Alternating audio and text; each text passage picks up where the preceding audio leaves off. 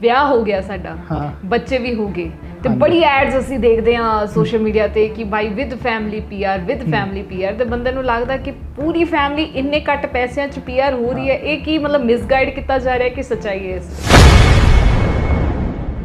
कभी आपने चूहा पकड़ा है? कहीं पिंजरा सेट किया है? हाँ जी, चूहा आया उसमें? आता है। हाँ। इस कंडीशन के अंदर जो ऐड देख रहा है वो चूहा है। एंड जिसने आपने जैसे ट्रैप सेट किया ऐसे कंपनियां ट्रैप सेट करती। हमेशा तुसी सच बोलते हो ते सच दे इलावा कुछ नहीं बोलते जो ਅਸੀਂ ਕਹਿ ਸਕਦੇ ਹਾਂ ਇਸ ਵਕਤ, ਰਾਈਟ?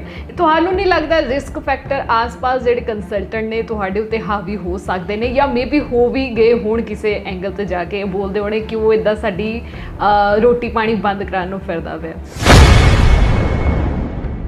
काफी लोग चढ़ते हैं कि हमारा काम खराब कर रहे हैं, कि भाई हम तेरे कुछ नहीं कह रहे, तू हमारे बारे में क्यों बोल रहे हैं, हमारी क्यों पोल खोल रहे हैं। सच्चाई क्यों इन्नी सच्चाई बोली जा रही है? क्योंकि कुछ कहते राज राज ही रहन ते वधिया रहंदा। ज़्यादातर लोग जो बेवकूफ़ बनते हैं वो नहीं होते जो अच्छे घर के हैं, जिन पे खूब सारे पैसे पड़े हैं। ज़्यादातर लोग जो बेवकूफ़ बन रहे हैं वो हैं जो बेचारे उधार लेके आए होते हैं।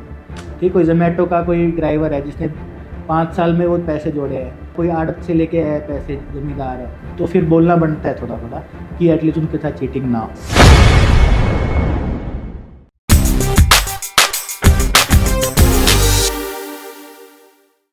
Hello people, this is Harleen Sani ਤੇ ਬਹੁਤ-ਬਹੁਤ ਸਵਾਗਤ ਹੈ ਸਾਰਿਆਂ ਦਾ। ਤੁਸੀਂ ਪਹੁੰਚ ਚੁੱਕੇ ਹੋ ਜੀ platform, social media platform of spare heads international, ਤੇ ਹਰ ਵਾਰ ਦੀ ਤਰ੍ਹਾਂ ਮੇਰੇ ਨਾਲ ਇਸ ਵਕਤ ਅਭਿਸ਼ੇਕ ਬਾਕਰ ਜੀ ਬੈਠੇ ਹੋਏ। ਸਤਿ ਸ਼੍ਰੀ ਅਕਾਲ, ਬਹੁਤ-ਬਹੁਤ ਸਵਾਗਤ ਹੈ। ਸਤਿ ਸ਼੍ਰੀ ਅਕਾਲ। ਕੀ ਹਾਲ ਹੈ ਜੀ? ਬਹੁਤ ਅੱਛਾ ਹੈ ਜੀ, ਬਿਲਕੁਲ। ਤੇ ਅੱਜ ਅਸੀਂ ਆਡੀਅנס ਨੂੰ ਦੱਸ ਦਿੰਦੇ ਹਾਂ ਕਿ ਅੱਜ ਤੁਹਾਡੇ ਪਤੇ ਦੀ ਗੱਲ, ਯਾਨੀ ਕਿ ਤੁਹਾਡੇ ਫਾਇਦੇ ਦੀ ਗੱਲ ਅਸੀਂ ਕਰਨ ਲੱਗੇ ਹਾਂ, ਪੀਆਰ ਤੇ ਵਰਕ ਪਰਮਿਟ ਦੀ। ਸੋ ਬਹੁਤ ਸਾਰੇ ਸਵਾਲ ਤੁਹਾਡੇ ਆਉਂਦੇ ਰਹਿੰਦੇ, ਅਕਸਰ ਤੁਸੀਂ ਕਮੈਂਟਾਂ 'ਚ ਪੁੱਛਦੇ ਰਹਿੰਦੇ ਹੋ, ਤੇ ਮੇਰੀ ਕੋਸ਼ਿਸ਼ ਰਹੇਗੀ ਤੁਹਾਡਾ ਹਰ ਇੱਕ ਸਵਾਲ ਦਾ ਆਨਸਰ ਮੈਂ ਇਹਨਾਂ ਤੋਂ ਲੈ ਸਕਾਂ। ਸਭ ਤੋਂ ਪਹਿਲਾਂ ਪੀਆਰ ਦੇ ਉੱਤੇ ਚੱਲਦੇ ਹਾਂ। ਅਗਰ ਇੰਡੀਆ, ਭਾਰਤ ਦੇਸ਼ ਤੋਂ ਅਸੀਂ ਪੀਆਰ ਲਗਾਣੀ ਹੋਵੇ ਤੇ ਕਿਹੜੀ ਕੰਟਰੀ ਤੁਸੀਂ ਸੁਜੈਸਟ ਕਰੋਗੇ? मैम कम से कम 20 कंट्री हैं जो पीआर देती है, बट उनमें से 18 कंट्री वो है जो इन्वेस्टमेंट बेस पे पीआर देती है। साउथ अमेरिका की कंट्रीज हैं, यूरोप की कंट्रीज हैं, तो आप 2 करोड़ 5 करोड़ इन्वेस्ट करते हो, कुछ साल के लिए लॉक करते हो, अलग अलग कंडीशंस हैं, तो आपको वहाँ की पीआर या सिटीजनशिप मिल जाती है। लेकिन अगर आपको है कि मेरे टैलेंट के बेस पे मेरे को पीआर मिल जाए 1-2 लाख में, 3-4 लाख के अंदर, पैसे ना लगे, एंड जो मेरी स्किल है उसके बेस पे मिल जाए, तो ऑस्ट्रेलिया एंड कनाडा हैं जो कंट्रीज आपको इनवाइट कर रही है आज के दिन में। उनके अंदर कनाडा ज़्यादा आसान है एज कम्पेयर टू ऑस्ट्रेलिया। तो आई थिंक उसके बारे में हम बात करें तो ज़्यादा रेलेवेंट रहेगा, ज़्यादातर लोग उसमें कवर हो पाए। ਰਾਈਟ, ਅੱਜ ਅਸੀਂ ਟੌਪਿਕ ਫਿਰ ਕੈਨੇਡਾ ਪੀਆਰ ਦੇ ਉੱਤੇ ਹੀ ਹਾਂਜੀ ਹਾਂਜੀ ਠੀਕ ਹੈ। ਬਹੁਤ ਟ੍ਰੈਂਡ ਚੇਂਜ ਹੁੰਦੇ, ਕੈਨੇਡਾ ਹਰ ਦੂਸਰੇ ਮਹੀਨੇ ਕੁਛ ਨਾ ਕੁਛ ਚੇਂਜ ਕਰਦਾ ਰਹਿੰਦਾ ਹੈ। ਜੇਕਰ ਪੀਆਰ ਦਾ ਕ੍ਰਾਈਟੇਰੀਆ ਪੁੱਛਾਂ ਤੇ ਕੈਨੇਡਾ ਦਾ ਕੀ ਹੈ? मैम ये बड़ा लंबा सवाल है इसका। देखो, इसमें काफ़ी मिस गाइडेंस है, तो बेसिकली आपको पहले आपको ये समझना चाहिए कि कोई कंट्री पीआर क्यों देती है। ओके, या कनाडा या ऑस्ट्रेलिया, कोई भी कंट्री क्यों पीआर देना चाह रही है, तो उसका मेन एम होता है कि वहाँ पे जो भी बंदा है वो अच्छी नौकरी करे और अच्छा टैक्स दे, अच्छा सिटीजन बने।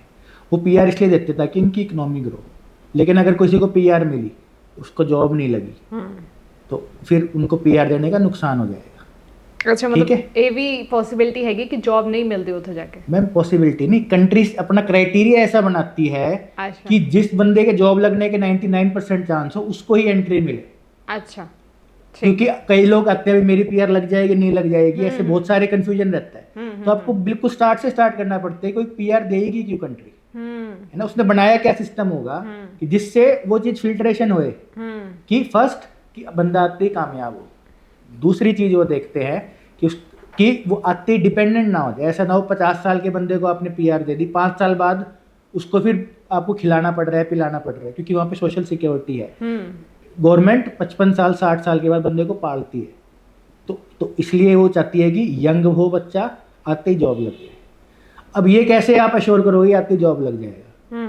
पहली चीज़ तो कि तगड़ी इंग्लिश हो, काम चलाओ इंग्लिश ना हो। स्टडी वीज़ा के लिए जो इंग्लिश का लेवल है उससे बेटर इंग्लिश का लेवल हो। इसलिए उन्होंने बोला है कि 7 बैंड से 777 को। तो कोई आपको बोले 6 बैंड पे पीआर लगवा दूंगा, तो फिर आपके कान खड़े हो जाने चाहिए, क्योंकि 6 बैंड पे क्यों देगी कनाडा पीआर? 6 बैंड का मतलब क्या हुआ? रीडिंग भी कच्ची, स्पीकिंग भी कच्ची, क्यों कनाडा पीआर देगी? दूसरी बात, इंग्लिश तो अच्छी हो, बट क्या सारे इंग्लिश अच्छे वाले जॉब लग जाते हैं? नहीं लगते। ठीक है, फिर वो कहते हैं आपकी एजुकेशन भी अच्छी हो, मास्टर डिग्री आपके पास हो, तो कोई आपको बोले 12वीं के बाद पीआर लगवा दूंगा, तो कनाडा की पीआर देगी? फिर सोचने की बात है। इंग्लिश अच्छी है, लेकिन 12th के बाद आपकी एम्प्लॉयबिलिटी स्किल अच्छी नहीं है, आपकी जॉब लगने के चांसेस नहीं है, ना इंडिया में, ना ही अमेरिका में, ना ही अफ्रीका में।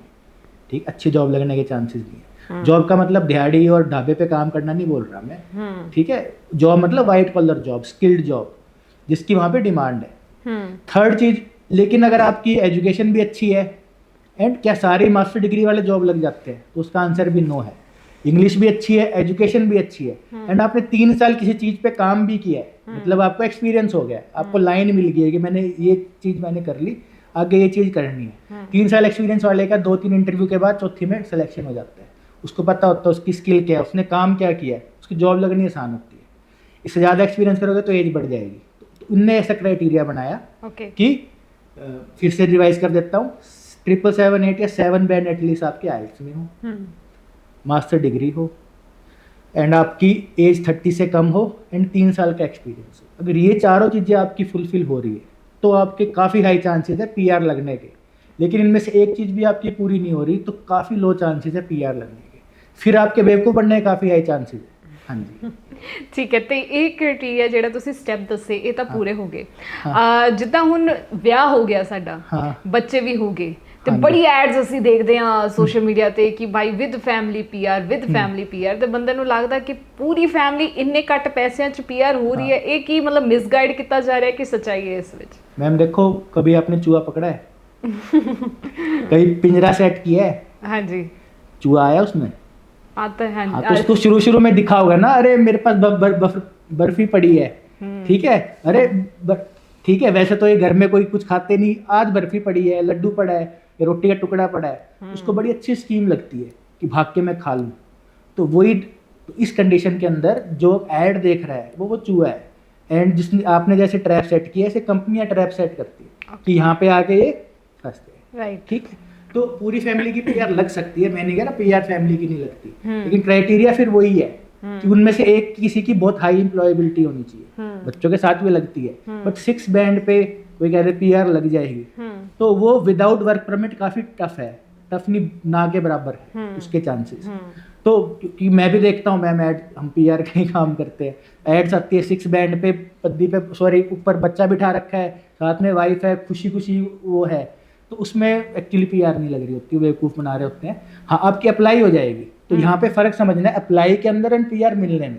एक तरह से पास में एंड टॉप करने में जो फ़र्क है, बच्चे ने टॉप किया तो उनको टॉपर चाहिए, टॉप किया तो एक बात है, और पास हो तो एक बात है। ठीक है, तो अगर आपको पास होना है, मतलब जस्ट अप्लाई करनी है, आएगी नहीं पीआर, आपको रसीद आ जाएगी, आपकी अप्लाई होगी, खुश हो जाओगे कि अरे वाह वाह वाह, आज तो संतुष्टि मिल गई कि मेरी पीआर अप्लाई होगी। अगर अप्लाई करना है तो आपकी अप्लाई डेफिनेटली हो जाएगी, लेकिन आप कहें कि मैं पीआर हो जाऊं तो वो नहीं हो पाओगे। एंड इस गैप के बीच में अप्लाई और एलिजिबिलिटी एंड कट ऑफ के इसके बीच में लोग काफ़ी बेवकूफ़ बनाते हैं, काफ़ी लूटते हैं, एंड इस वजह से गड़बड़ होती है। ਰਾਈਟ, ਸਪੇਅਰਹੈਡ ਇੰਟਰਨੈਸ਼ਨਲ ਦੀ ਜਦੋਂ ਵੀ ਅਸੀਂ ਕੋਈ ਵੀਡੀਓ ਖੋਲ ਕੇ ਦੇਖਦੇ ਹਾਂ ਤੇ ਹਮੇਸ਼ਾ ਤੁਸੀਂ ਸੱਚ ਬੋਲਦੇ ਹੋ, ਤੇ ਸੱਚ ਦੇ ਇਲਾਵਾ ਕੁਝ ਨਹੀਂ ਬੋਲਦੇ ਜੋ ਅਸੀਂ ਕਹਿ ਸਕਦੇ ਹਾਂ ਇਸ ਵਕਤ, ਰਾਈਟ, ਕਿ ਗੀਤਾ ਦੇ ਜਿੱਦਾਂ ਤੁਹਾਨੂੰ ਹੱਥ ਰਖਵਾਇਆ ਹੋਵੇ। ਹਾਂਜੀ, ਤੇ ਤੁਹਾਨੂੰ ਨਹੀਂ ਲੱਗਦਾ ਰਿਸਕ ਫੈਕਟਰ ਆਸ-ਪਾਸ ਜਿਹੜੇ ਕੰਸਲਟੈਂਟ ਨੇ ਤੁਹਾਡੇ ਉੱਤੇ ਹਾਵੀ ਹੋ ਸਕਦੇ ਨੇ, ਜਾਂ ਮੇਬੀ ਹੋ ਵੀ ਗਏ ਹੋਣ ਕਿਸੇ ਐਂਗਲ ਤੇ ਜਾ ਕੇ ਬੋਲਦੇ ਹੋਣੇ ਕਿ ਉਹ ਇਦਾਂ ਸਾਡੀ ਰੋਟੀ ਪਾਣੀ ਬੰਦ ਕਰਾਉਣ ਨੂੰ ਫਿਰਦਾ ਪਿਆ? हाँ मैम, होता है, दिक्कत तो आती है। तो मैं ये बोल लूँ कि बिल्कुल नहीं आती तो गलत बात होगी। काफ़ी लोग चढ़ते हैं कि हमारा काम खराब कर रहे हैं, कि भाई हम तेरे कुछ नहीं कह रहे, तू हमारे बारे में क्यों बोल रहे हैं, हमारी क्यों पोल खोल रहे हैं, ऐसा तो चलता है ना। ਤੇ ਫਿਰ ਸੱਚਾਈ ਕਿਉਂ ਇੰਨੀ ਸੱਚਾਈ ਬੋਲੀ ਜਾ ਰਹੀ? क्योंकि कुछ कहते राज राज ही रहने ते वधिया रहंदा। मैम अब क्या बताए, बस मन कर लगता है जब लोगों को देखते हैं, कोई 5.5 पे 5 लाख रुपए फंसा के आए हुए, 2 लाख रुपए फंसा के आए हुए। यही रीज़न था कि मैं भी इस लाइन में आया, जब पता लगा कि कितनी चीटिंग हो रही है। एंड ज़्यादातर लोग जो बेवकूफ़ बनते हैं वो नहीं होते जो अच्छे घर के हैं, जिन पे खूब सारे पैसे पड़े हैं। ज़्यादातर लोग जो बेवकूफ़ बन रहे हैं वो हैं जो बेचारे उधार लेके आए होते थे। ठीक, कोई जोमेटो का कोई ड्राइवर है जिसने 5 साल में वो पैसे जोड़े हैं, या किसी से लेके आया, या कोई आड़त से लेके आया पैसे, जमींदार है कि साड़ी पीआर लगा दो, साड़ी फैमिली की लगा दो। उन लोगों को बेवकूफ़ बना के तो फिर बोलना बनता है थोड़ा थोड़ा कि एटलीस्ट उनके साथ चीटिंग ना हो। ਰਾਈਟ, ਹਾਂਜੀ। ਮਤਲਬ ਯਾਨੀ ਕਿ ਤੁਸੀਂ ਕਹਿੰਦੇ ਨਾ ਕਿ ਐਮਪੈਥੀ ਤੇ ਸਿੰਪੈਥੀ ਦੋਨਾਂ 'ਚ ਫਰਕ ਹੁੰਦਾ ਹੈ, ਤੁਸੀਂ ਹਾਂਜੀ। ਦੂਜਿਆਂ ਦਾ ਦੁੱਖ ਦੇਖ ਕੇ ਤੁਸੀਂ ਸਮਝਿਆ ਕਿ नहीं हाँ, तो बोलना जब जरूरी। बोलना शुरू किया मैम, पहले तो बस हमारे पास naukri.com से आया अच्छा। एक बंदा डाटा लेके, अच्छा। तो बोले सर डाटा ले लो हमसे। मैं कहा यार मैंने क्या करना है तुम्हारे naukri.com के डाटा का, मैं भी कोई वो तो कंसल्टेंसी है नहीं जॉब देने वाली।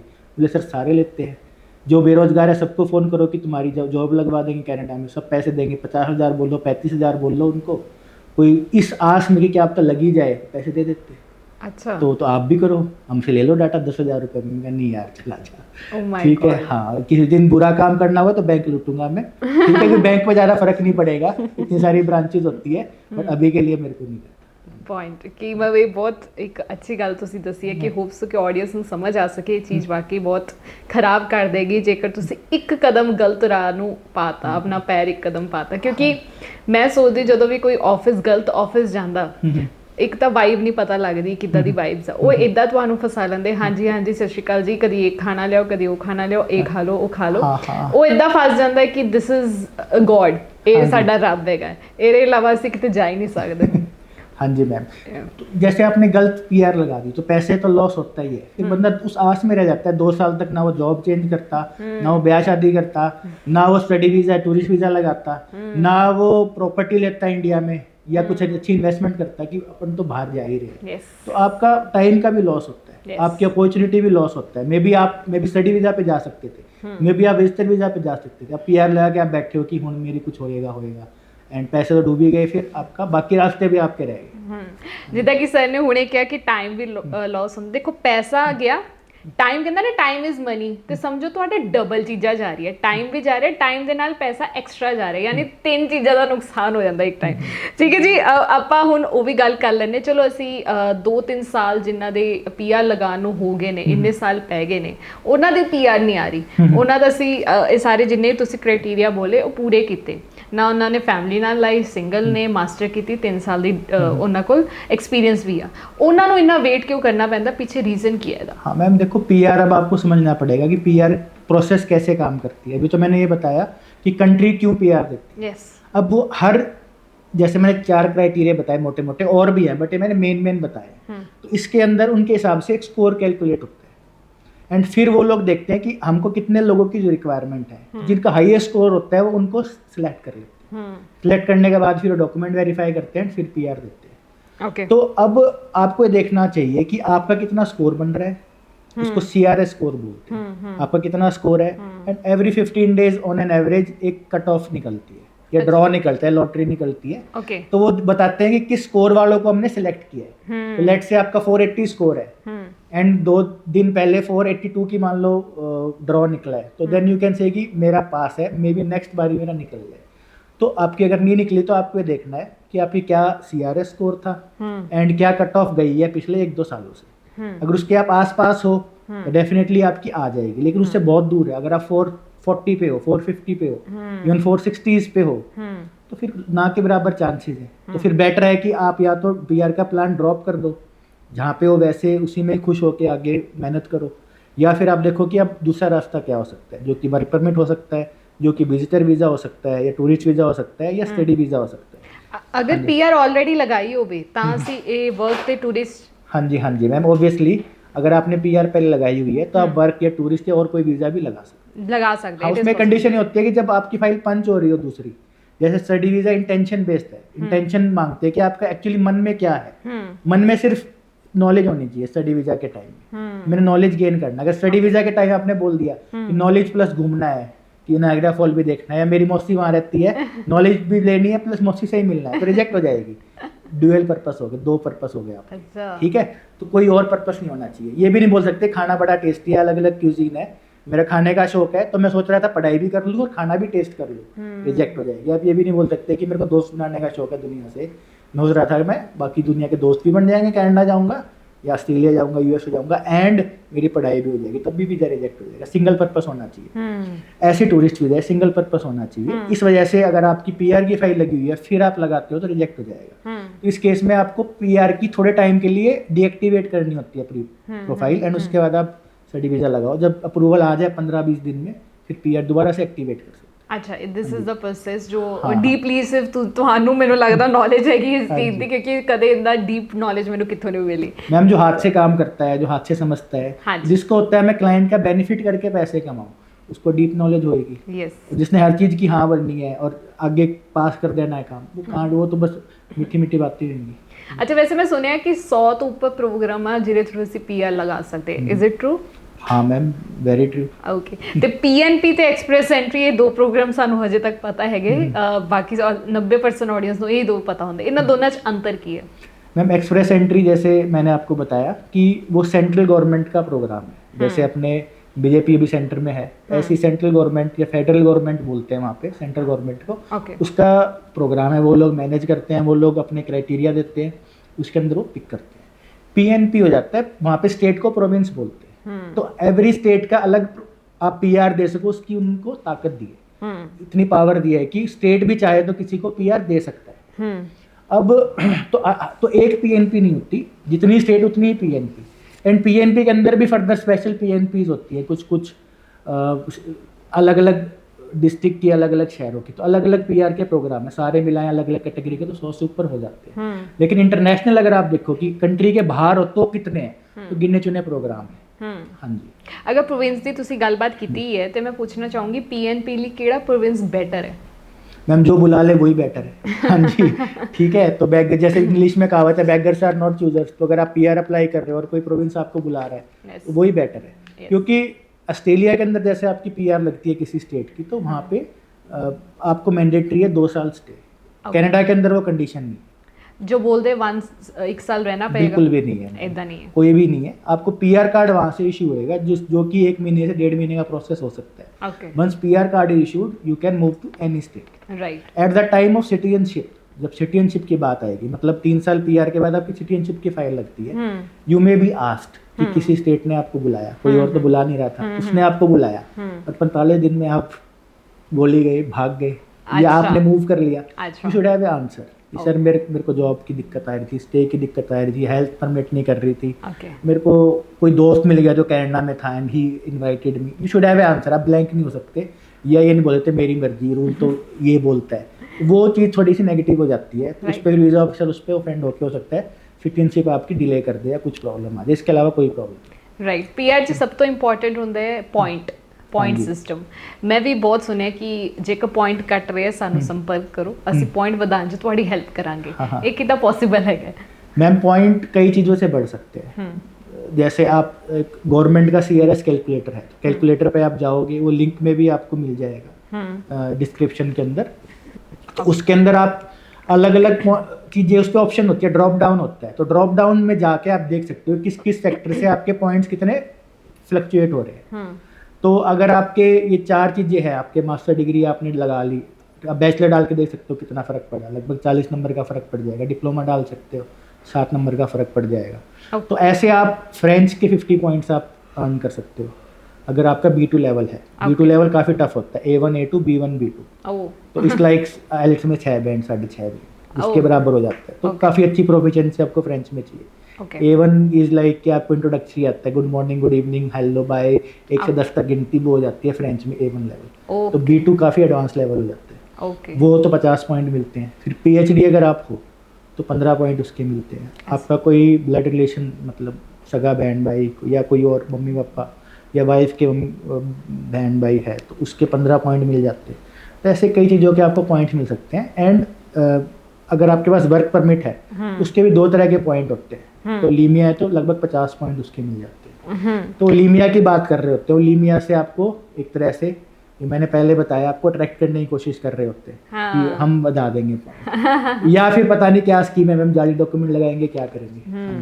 ਜਿਹੜੇ 30-40 ਲੱਖ ਰੁਪਏ ਲਾ ਕੇ ਬਾਹਰ ਜਾਂਦੇ ਨੇ ਉਹਨਾਂ ਲਈ ਕੀ ਕਹਿਣਾ ਚਾਹੁੰਦੇ ਹੋ? ਕਿਉਂਕਿ ਉਹ ਰਾਹ ਇਦਾਂ ਦਾ ਹੁੰਦਾ ਕਿ ਗਲਤ ਰਾਹ ਹੁੰਦਾ, और मैं नाम नहीं स्पेसिफिकली लेना चाहती हूँ। डोंकी की बात हाँ, डोंकी की बात, डोंकी। हाँ, ਜਿਹੜਾ ਕਹਿੰਦੇ ਨੇ ਤੁਹਾਡੇ ਕੋਲ ਵੀ ਬਹੁਤ ਆਉਂਦੇ ਹੋਣੇ ਕਿ ਮੇਰਾ ਕਜ਼ਨ ਗਿਆ, ਉਹਦੇ ਪਹੁੰਚ ਗਿਆ ਜੀ, ਉਹਦੇ 6-7 ਮਹੀਨੇ 'ਚ ਪਹੁੰਚ ਗਿਆ, ਕਿ ਤੁਸੀਂ ਮੇਰਾ ਲਾ ਦਿਓ। ਉਹ 30-40 ਲੱਖ ਦੀ ਜਗ੍ਹਾ ਤੁਸੀਂ ਆਡੀਅנס ਨੂੰ ਕੀ, ਅੱਜ ਦੇ ਯੂਥ ਨੂੰ ਕੀ ਸਲਾਹ ਦੇਣਾ ਚਾਹੁੰਦੇ ਹੋ, ਕਿੱਦਾਂ ਜਾਣਾ ਚਾਹੀਦਾ? मैम देखो, अगर आपके पास कुछ भी नहीं है, ना ज़मीन है, ना आपके पास दोस्त है, ना आपका इंप्रेशन अच्छा है, पुलिस आपके पीछे लगी हुई है, ठीक है, कुछ भी नहीं बनना, सारा कुछ आपने खराब कर दिया। खुद को एक मौका देना चाहते हो तो जान की बाजी लगा के जा सकते हो। जाना ठीक चाहिए है। जान की बाजी लगा के जा सकते हो मैम। फिर भी आपको माइंड कह रहा है कि यार अब मेरे पे यही रास्ता बचा है, यहाँ पे मेरे से मर्डर हो गया, यहाँ पे मैंने खून कर दिया, यहाँ पे मेरी पुलिस पीछे पड़ी है, वारंट निकल गए, ठीक है। तो ऐसा तो कम के साथ ही होता है, मतलब उस केस में तो may be it's justified somewhere कि कुछ नहीं बनना है यहाँ से, नेपाल जाने से अच्छा है कहीं और ही जाए, है ना। तब तो बनता है, अदरवाइज तो मैम क्यों जाना।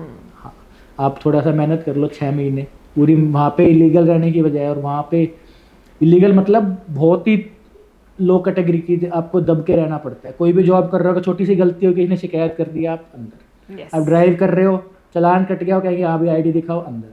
आप चाय किसी क्लाइंट पे गिर गई, चाय सर्व कर रहे हो, उसने शिकायत लगा दी, अंदर। किसी तू मैं होगी, उसको पता है आप इलीगल हो, उसने शिकायत लगाई, आप अंदर। ऐसे डर की ज़िंदगी जीने से अच्छा है 6 महीने आप इंग्लिश पे वर्क कर लो, 6 महीने इंग्लिश सीख लो, वहाँ पे मेहनत कर लो। अगर है दम तो आप कहते हो मेरे बड़ा दम है, मैं कुछ नहीं होता, दिखाओ दम अपना, इंग्लिश में मेहनत कर लो, बाहर जाने के रास्ते बन जाए।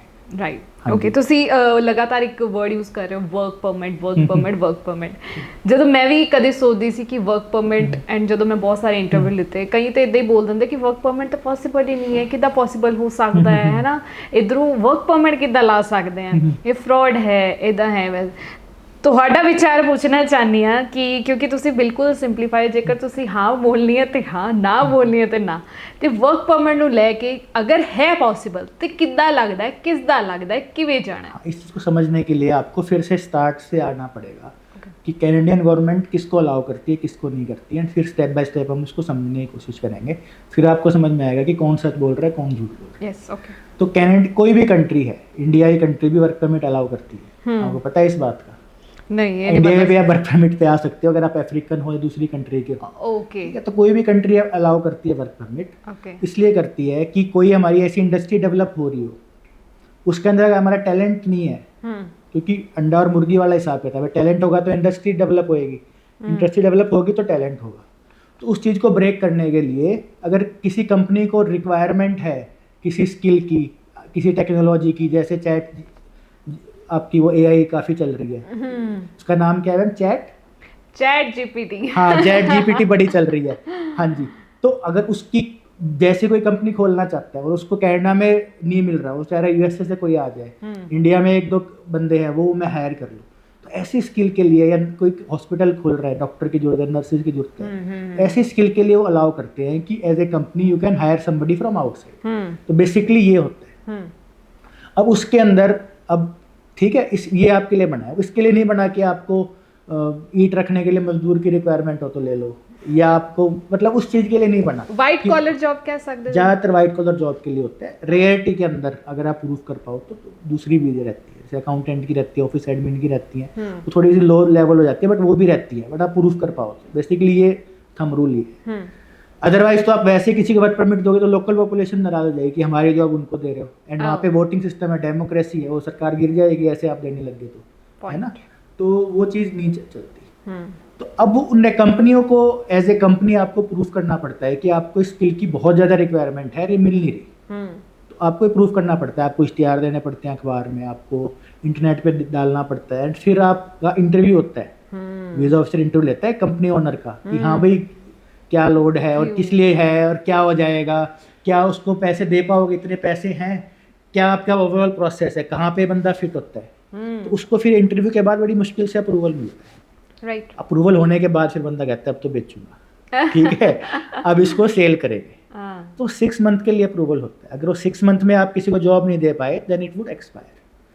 अब बात क्या होती है कि अगर आपको कोई कनाडा में टूरिस्ट वीज़ा पे मिल जाए, सेम स्किल का बंदा, या लोअर स्किल है और फिर साइड में दूसरी स्किल का भी बंदा आपको मिल जाए, आप उसको अगर वो वर्क परमिट आप देते हो एज ए कंपनी, तो सेम डे अप्रूवल आ जाता है।